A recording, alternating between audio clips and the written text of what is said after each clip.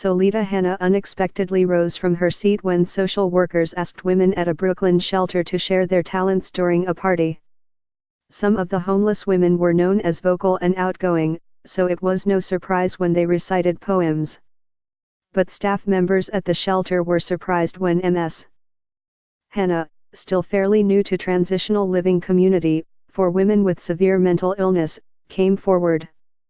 Ms. Hannah was not sure what to sing.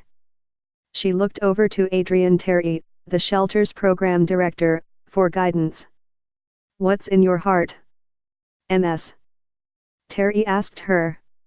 With grace and control of every German lyric, Ms. Hannah astonished everyone in the room as she stood upright as if on the stage of the Metropolitan Opera. Ms. Terry said, and belted out Nacht und Traum, a classical song by Franz Schubert whose title translates into Night and Dreams. "We had no idea this young lady could sing," Ms. Terry said. "She just blew us all away and brought tears to our eyes." Ms. Hannah, 28, developed her hidden talent in San Francisco, one of several cities where she has lived in homeless shelters. With help from borrowed money, she paid an instructor to help her learn the more technical aspects of singing operatically. On her own, she has studied YouTube videos of the sopranos Kathleen Battle and Lentine Price.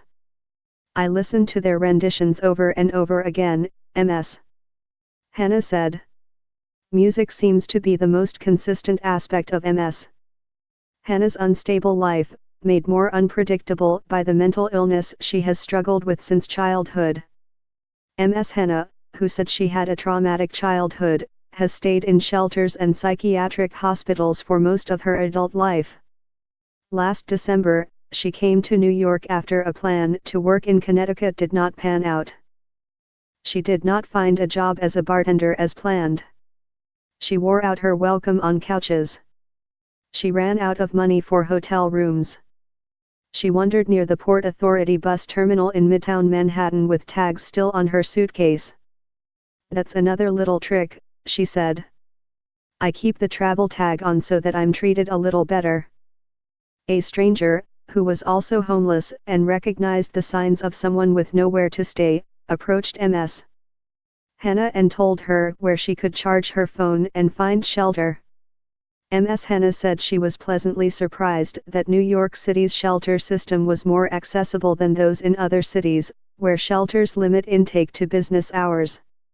Ms. Hannah was directed to a women's shelter in Brooklyn and said she had enough money for the subway ride there. She was given a bed around 7 a.m., though "I thought it looked like a jail," she said.